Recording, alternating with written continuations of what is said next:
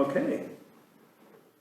We are starting our meeting of the Davis Recreation Park Commission for Wednesday, February 19th, 2025, and I'm sitting in as vice chair tonight. So we will call this meeting to order and have our roll call. So I'm here. Tim? Present. Tony? Here. David? Present. Eric? Here. Okay, so we have a quorum, and we have official absent, Robert, and Georgine, who's an alternate. And Miko's somewhere between here and Sacramento International Airport, so good luck to her. All right, so we have our second item, which is approval of the agenda. So I would ask the commission for a motion and a second on our agenda. I move to approve the agenda. Okay, and we have a second? Okay, all in favor? Aye. Opposed? None seen? We are set. All right. So, item 3, brief announcements from staff, commissioners, and council liaisons. So, staff, commission, council liaison, any brief announcements? And this is for brief updates, not open for discussion or questions unless it's agendized.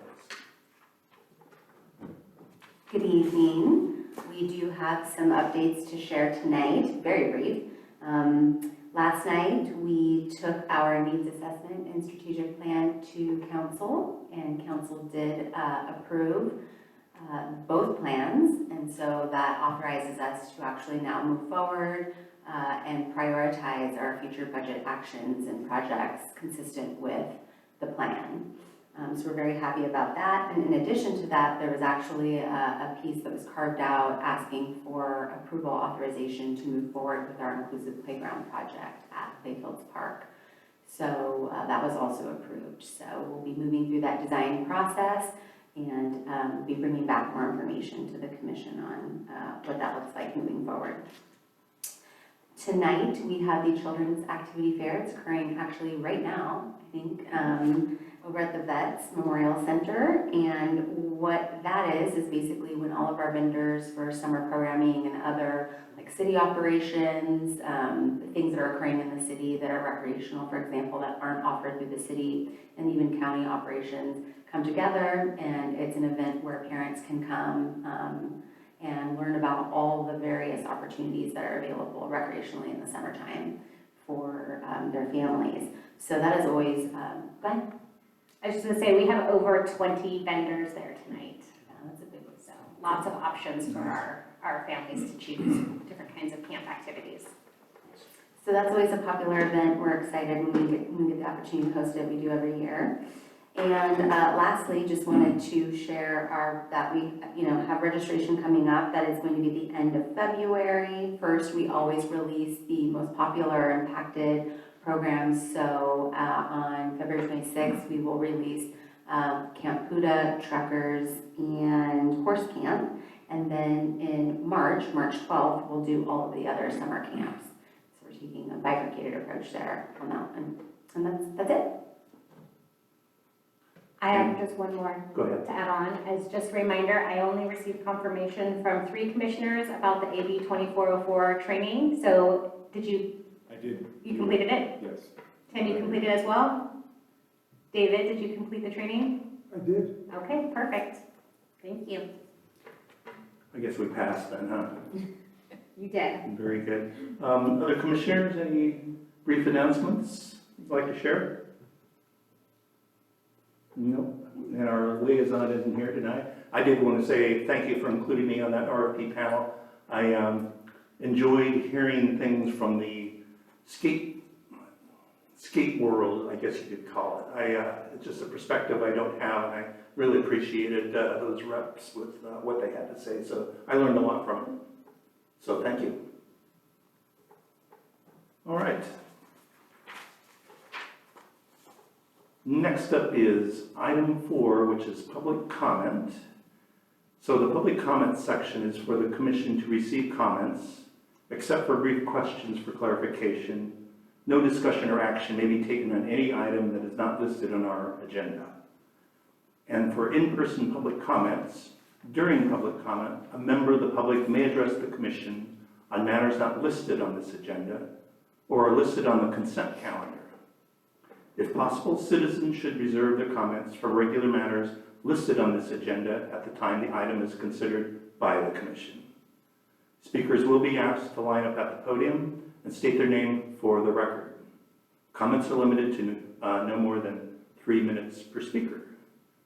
So, I not seeing folks here for the public comment section.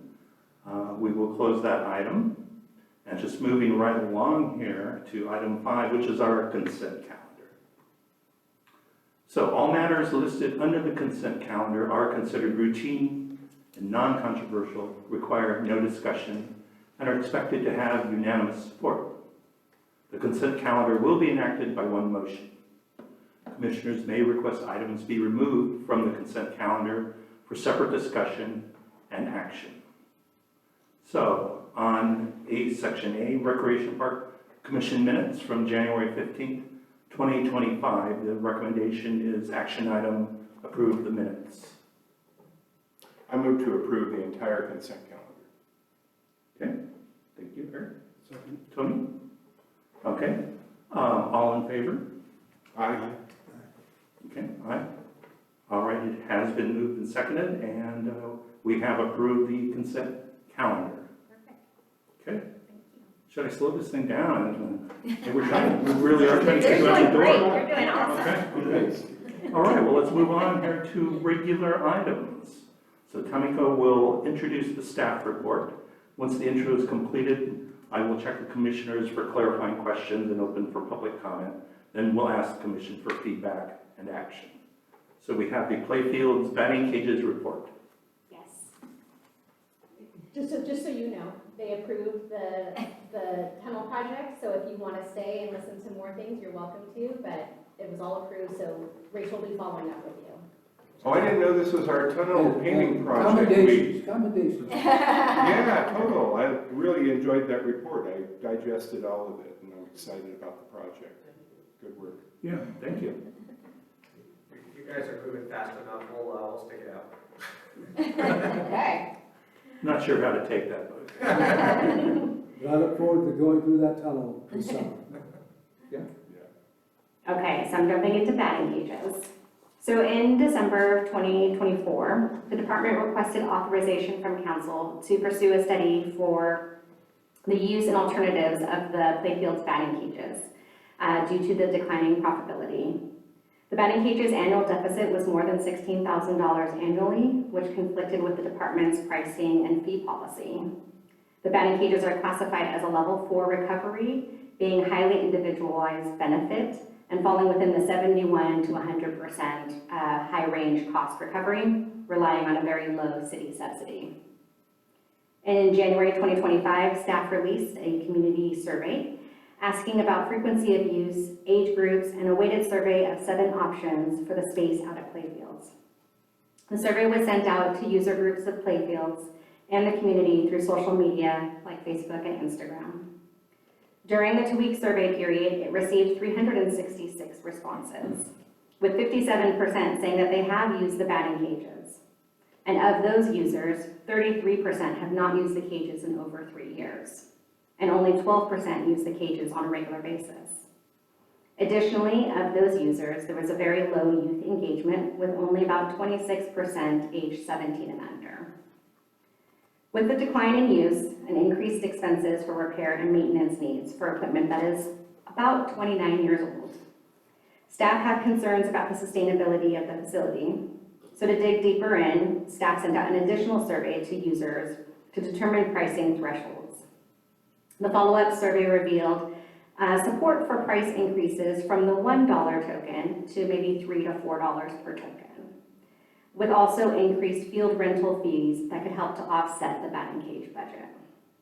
So given the data showing the low usage and the strong community interest for alternative uses of the space, staff are bringing this information to the commission to look for feedback on 2 potential options.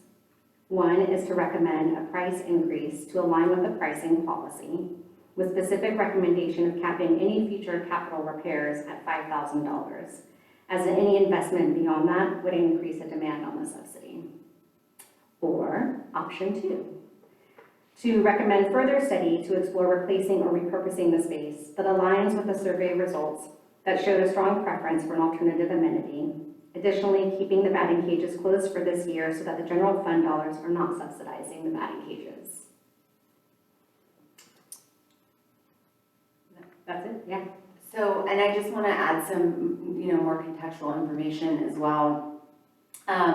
We traditionally have quite a bit of trouble staffing the batting cages, and so that's actually how this came to be, that we started looking into, okay, so what's going on here with the batting cages? Let's actually really take a deep dive into the operations of this, and that is when we uncovered that not only do we have staffing problems due to some of the sort of, logistical issues with the site, but it's also running in a deficit that's actually not conforming to our pricing policy, which then of course led to further investigation, and we looked at our old master plan from 2012, and even the results back in 2012 suggested that the batting cages then were infrequently used and sort of the least important, if you will, when all of the various amenities that the city offered were ranked. Some other contextual information too is that there are very few municipalities that operate their own batting cages for some of the reasons that we've just mentioned. It's very expensive to maintain them and to run them, so you often find them in private settings like at golf, like Scandias and things of that nature. And they're also incredibly difficult to maintain. The infrastructure, our infrastructure is what did you say, 29 years old? And there's very few people who can work on them. And so this means that anytime we need to fix it, we have to call someone from out of state, literally, to come and fix the infrastructure. Taking all of that with our needs assessment that we actually just did, right, which was just authorized, which showed that we need to start really prioritizing where we're spending our funds and the kinds of programming and infrastructure that we're bringing forward to the community, with a high preference on maintaining things like shade structures, playgrounds, and our aquatics facilities. So sort of with all of that information in mind, that's why we wanted to bring the report forward. Felt it was a really timely bit of information for the commission to consider and give us some feedback on your thoughts. Commissioners, do you have any clarifying questions after having heard the report? I'll go real quick. I took the survey that you sent out, and there was some interesting ideas in place of the batting cages. Years back, I used to go, and I was on a men's softball team, and I was like, oh, come early and we'll go to the batting cages. And then none of us ever came early, and none of us ever went to the batting cages. So I've been over there probably 2 or 3 times since I've lived here. And I'm like, okay, it's a neat feature, it's great, but if they're not being utilized, we probably want to find something else. Although it's a weird space because it's literally at the very back of Playfields Park. I mean, it's like tucked back there. Right. The $16,000, is that just for employee payments, or to pay employees there, or is there actually ongoing maintenance that has to be done with that? Yes, with a facility or amenity that's 29 years old, it takes some maintenance to keep it going. And so the $16,000 is a combination. Temporary part-time staff is one part of it, of just having people out there to supervise when it's being used. I think that's averaging around like $7,500 for the season. And then you have repairs, which is about $4,500 to $5,000, hopefully just one time or 2 times per year. Then we have full-time oversight of it to do the scheduling, which is minor, but it is, and then the extra balls and the tokens that we have to get as things disappear throughout the season. So overall, I mean, it's about a budget of like $20,000 for operations, and we recover about $4,300 or $4,300 in revenue. I was telling Deanne, like I was breaking it down, so like, okay, by like day, by season, for the season, I'm like, So on average, we recover about $41 per day. And just to cover staffing, we need to recover $69, just to cover the staff who are there supervising the batting cages, not including maintenance, not including supplies, not including electricity, PG&E, nothing. So it's struggling financially right now under the current methodology, and so that's why we asked the user group again, how much are you willing to pay for this amenity? We know you want it, we know you like it, how much are you willing to pay? And that's where people said up to $3 to $4, and it's like, well, we're not gonna quite get there. I mean, doing the math based off of 105 days of operation, which is what we had last year, we would have to bring in, I think, what did I say? Anywhere from $134 to $190 per day, and we're bringing in 41. So it's a big jump. We're gonna have to, if we are to continue this, that means fees have to increase significantly, either through the tokens or through the field rentals, to be able to not rely on the subsidy of the city. And I think that that's sort of the critical piece there is of course, council could elect to continue with the amenity, and we would just then, this particular amenity would not conform to our pricing and fee policy that's also been approved. So then that presents a different issue altogether. It can move forward, it's just in its present state, and even with a modest increase, it would still be not conforming to our policy.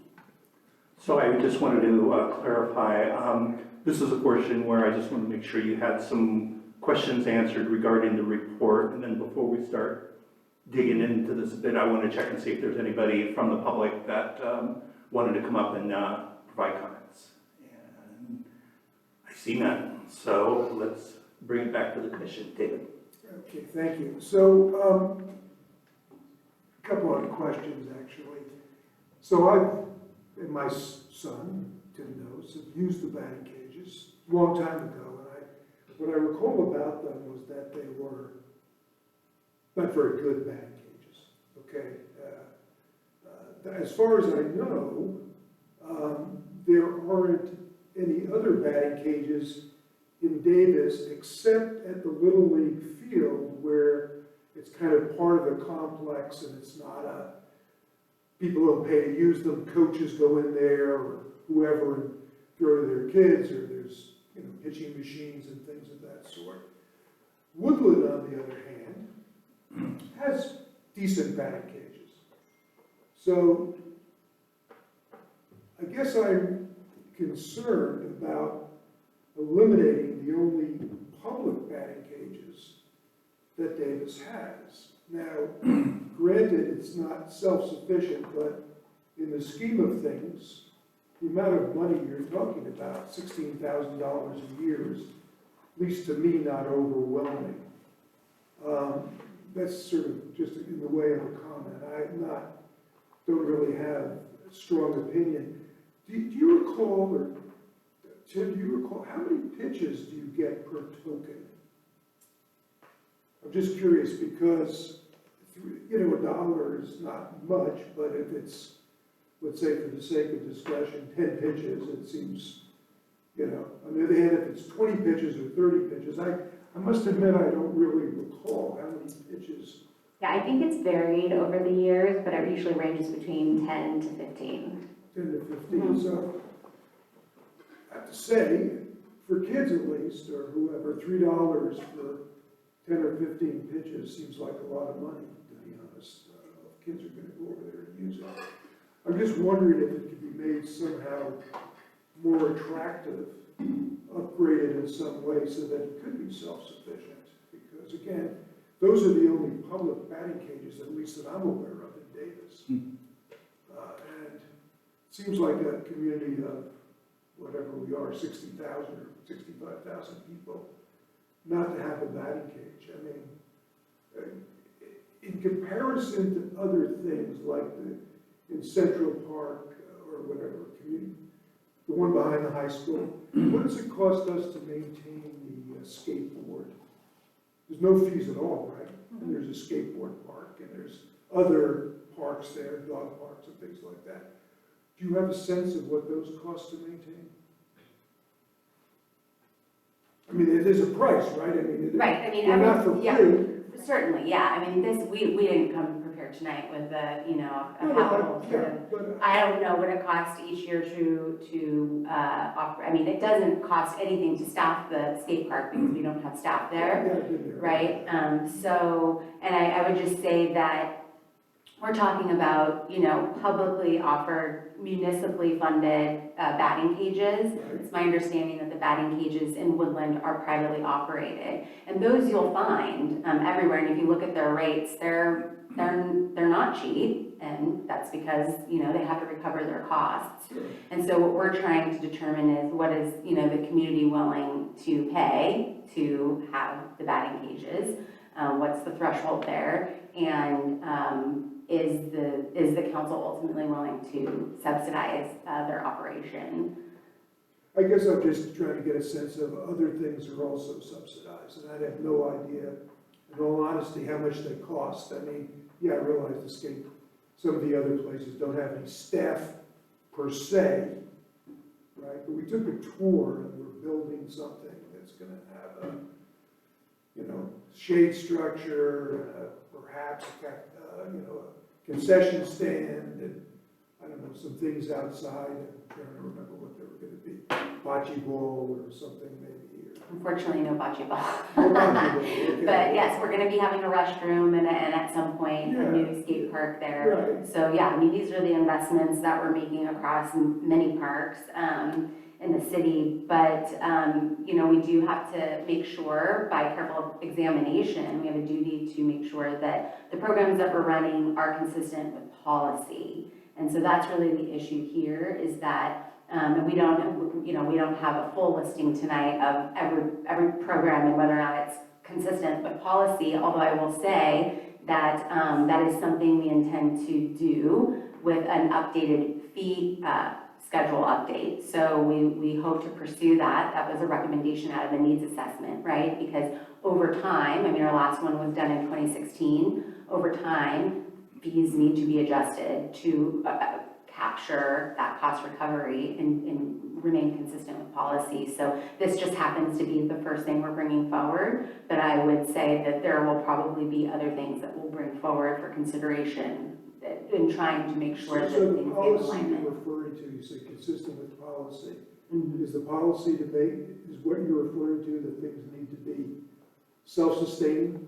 So there are What is different. the policy? Maybe I right. missed that. So there's a pricing and fee policy that was created back in 2016 that was authorized by council, and essentially it tells us what kind of activities belong in what subsidy group. So, for example, highly individualized types of programs, for example, let's say adult competitive swim or something of that nature. That is highly individualized. It's not defined as a broad community benefit.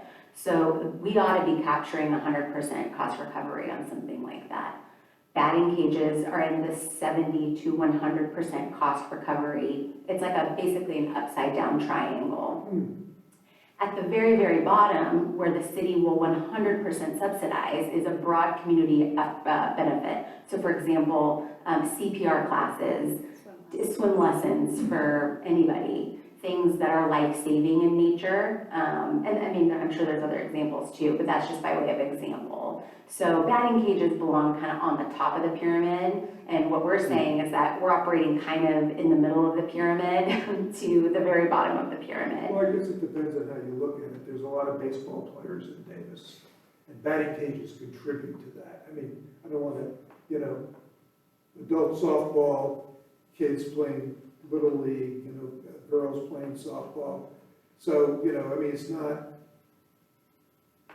this is some sort of isolated thing that has nothing to do with anything else, but, so, anyway, okay.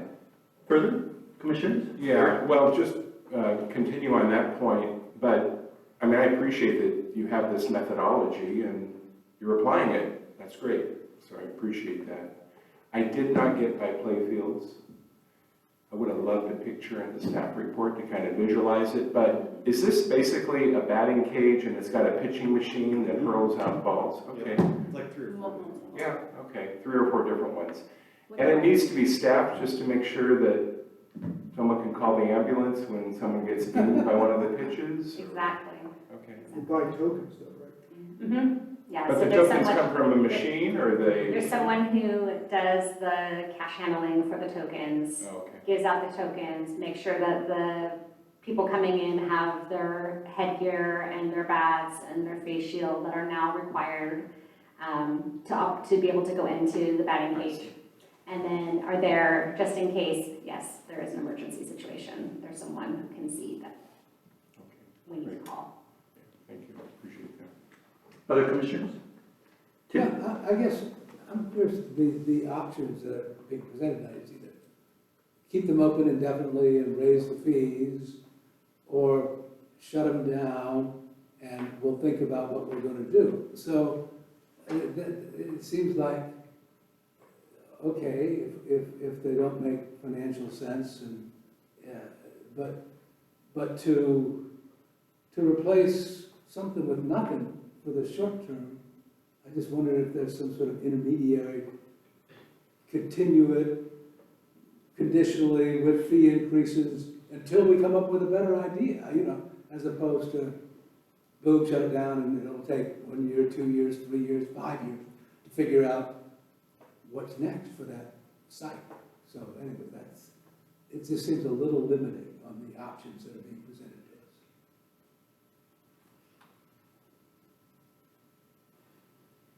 So just to respond to that, I think the only reason why, and again, we're open to any kind of other configuration of response or, you know, suggestion here. This is why we're here to discuss this with you. But I think the thought with that option was, do we invest yet another, you know, 16,000 or 20,000 of operational funds into this?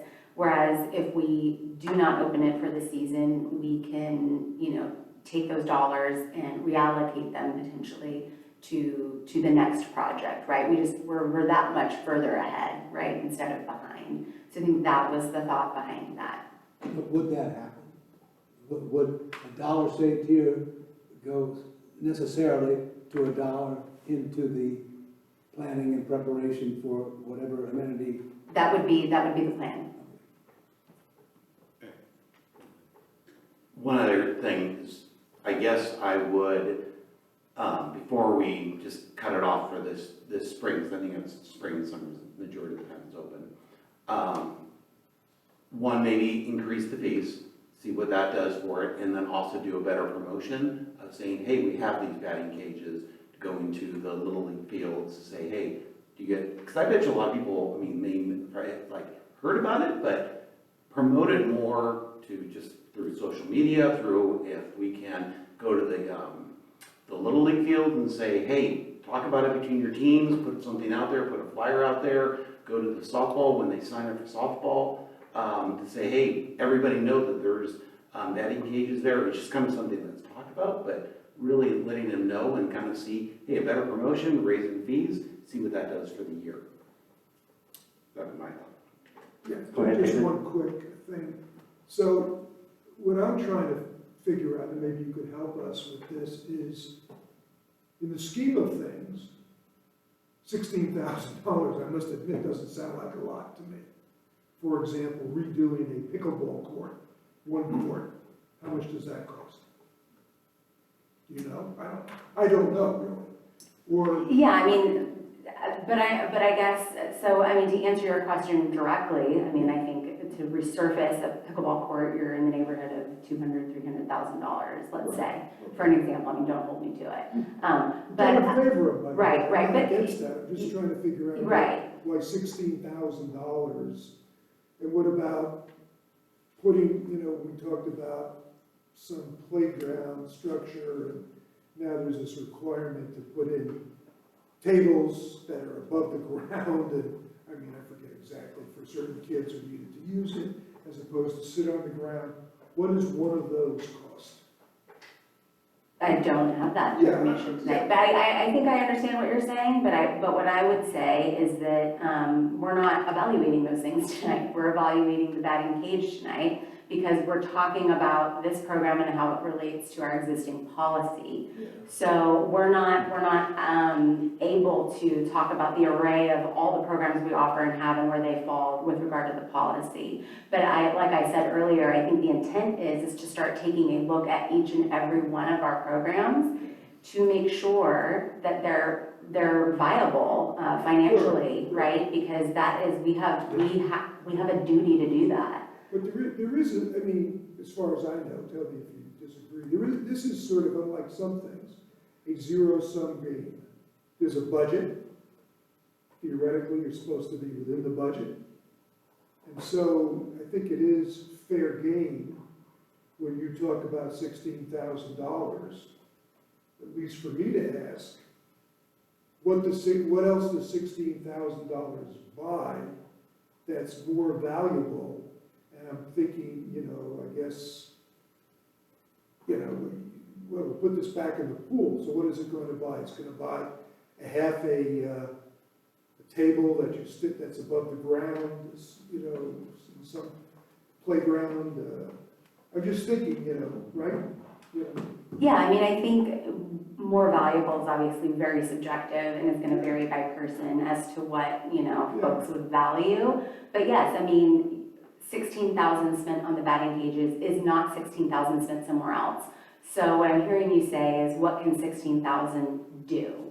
It can bring forward a recreation program, for example. It can pay for 100 kids to be involved in our recreation programs. I mean, I think broadly that was almost close to the budget for our inclusive programming budget for the school district and all of those inclusive programs that we brought forward. So things like that, right? I'm sorry, I don't have like a full list prepared of what 16,000 can do, but I don't expect you to. That amount is looking at like past years and averages, and then also for us to get an idea of like when we're doing our cost projections. And so, that's if everything is working. And if not, then we're going to have to do repairs, and those repairs, they vary on what that is. And so that's why we're saying that if we're wanting to continue this, that we kind of need to be much more responsible in capping, like, what are our capital repairs going to do? Are we just going to keep putting in all of this money into a 29-year-old amenity that isn't really used by a majority of our community? And that's the other thing, is from our needs assessment, we're talking about trends and demographics of our community change. And what may have been desirable 29 years ago for a batting cage facility is not where our community is now, according to our survey. A lot of people playing baseball. I have a grandson, and a granddaughter who's playing softball, so I'm not sure that I frankly understand that. But right. Is it fair to ask you to sort of bring in for the next meeting some sense of what the comparative values are, costs of other sorts of programs that we have in the city?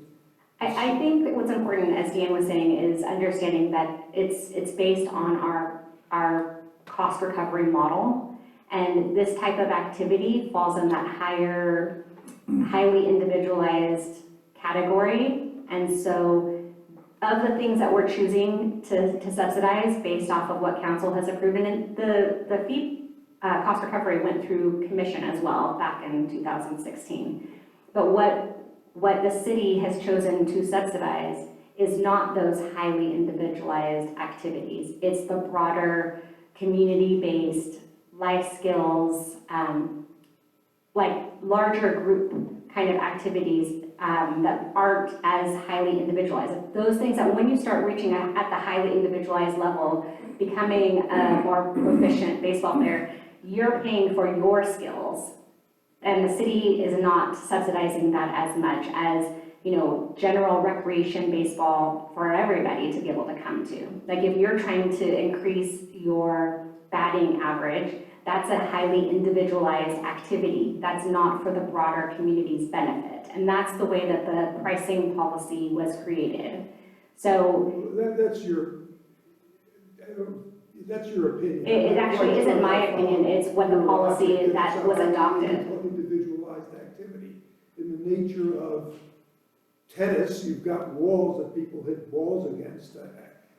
But, again, I'm just, I have no particular axe to grind right now, but I'm just trying to follow the logic and ask reasonable questions. By the way, CPR programs, I don't know, having worked in emergency rooms, has anyone actually been resuscitated by a civilian doing CPR in Davis in the last 20 years?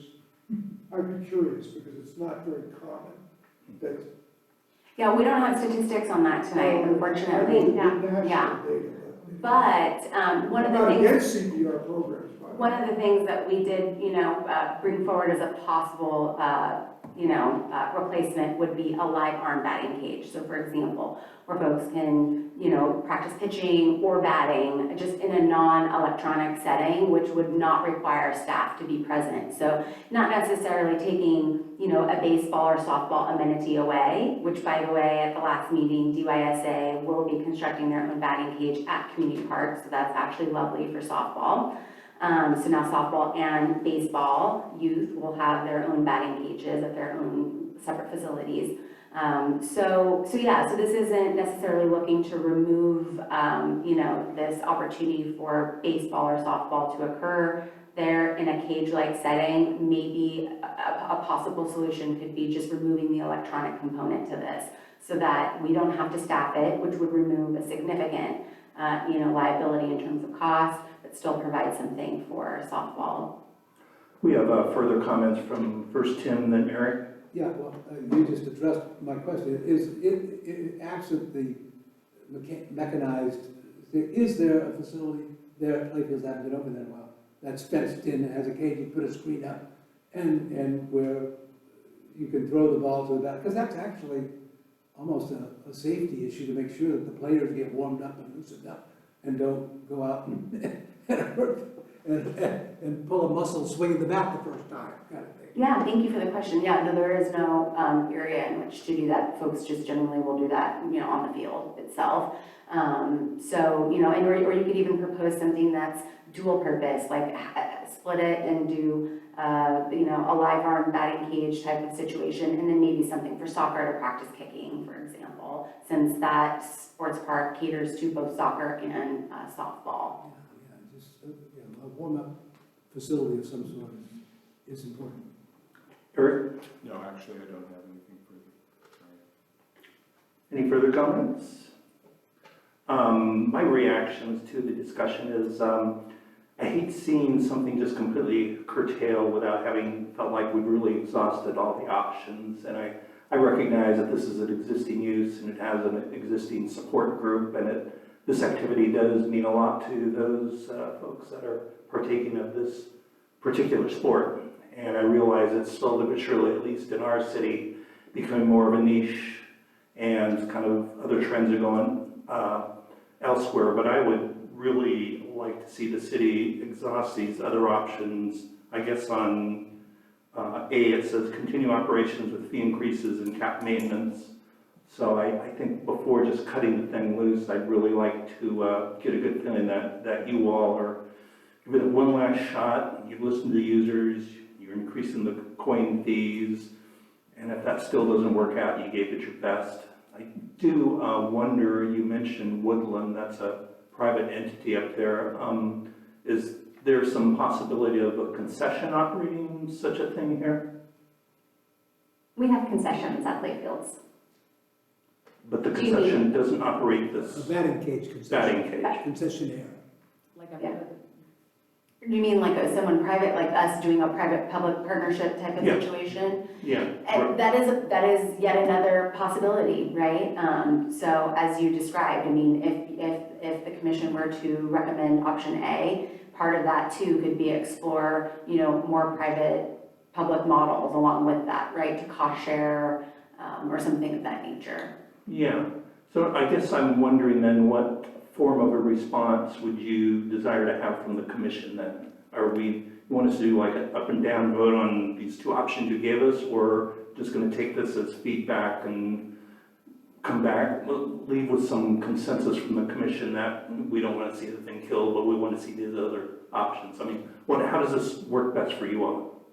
I think we can, what would be appreciated is some coalescing around, you know, a path forward. It doesn't necessarily have to be verbatim, either option A or B, because the point here tonight was to refine, to get the feedback and then refine the staff report, to take that forward. And we would do that based on the recommendation here tonight. So as long as there's some sort of general consensus, as you were kind of alluding to here, that would be fantastic.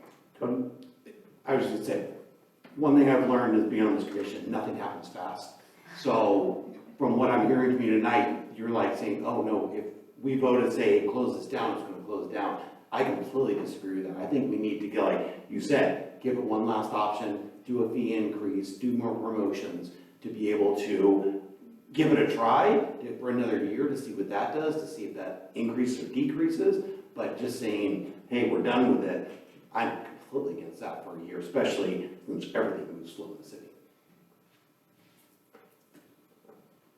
Do we need a motion to this effect, or is this discussion giving you the sense of direction of where the commission appears to be on this? It would be helpful if one of you might be able to verbalize maybe what the recommendation is, what the recommendation in total would be. So I'm hearing option A, but with maybe some further exploration of maybe a cost-sharing model with a private-public entity per se, and then return back in a year with a report.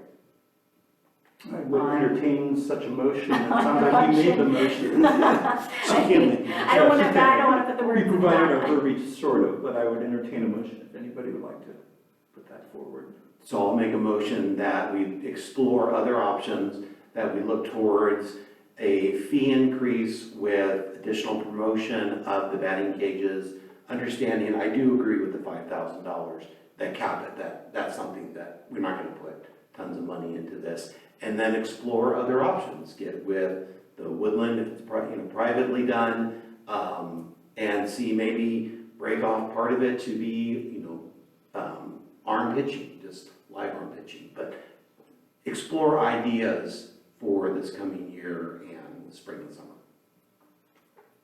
I'll second that. Okay, we have a motion and we have a second. Commissioners, all in favor? Aye. Aye. Okay, unanimous, aye.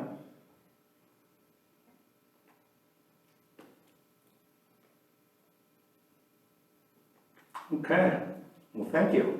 That was an interesting discussion. I think I have no idea the implications of a batting cage. I hate to, I don't even know if we can do this after we went through this, but Colin came tonight and I think he was looking more for something about, this is his program.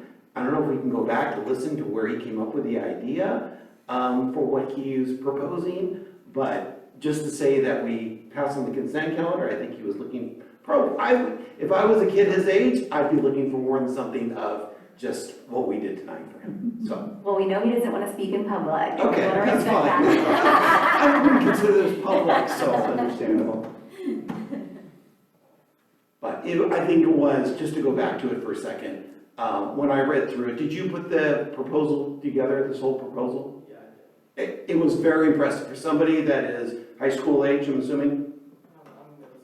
Middle school, even better. To put that together for middle school, that was super impressive what you did, and thank you for what you're doing, because that was very well written, presented, I loved it. We appreciate all the action you plan to take on it, and we appreciate the action you've done with it. That's just very impressive. Makes us feel real good about being in this city and why this is such a great city. So thank you. Yeah. All right then. Well, it looks like with that, we move on to item 7, where we're going to talk about the long-range calendar topics, and that would be Tamika. Okay, so we have in March scheduled to have a presentation from the Village Farms Development to come and talk to you about the different elements that are being proposed that are within your purview. Also to talk about unmet needs, which is a topic that Commissioner Siegel has brought up of kind of wait list, unmet needs, how we address that with our programming and planning.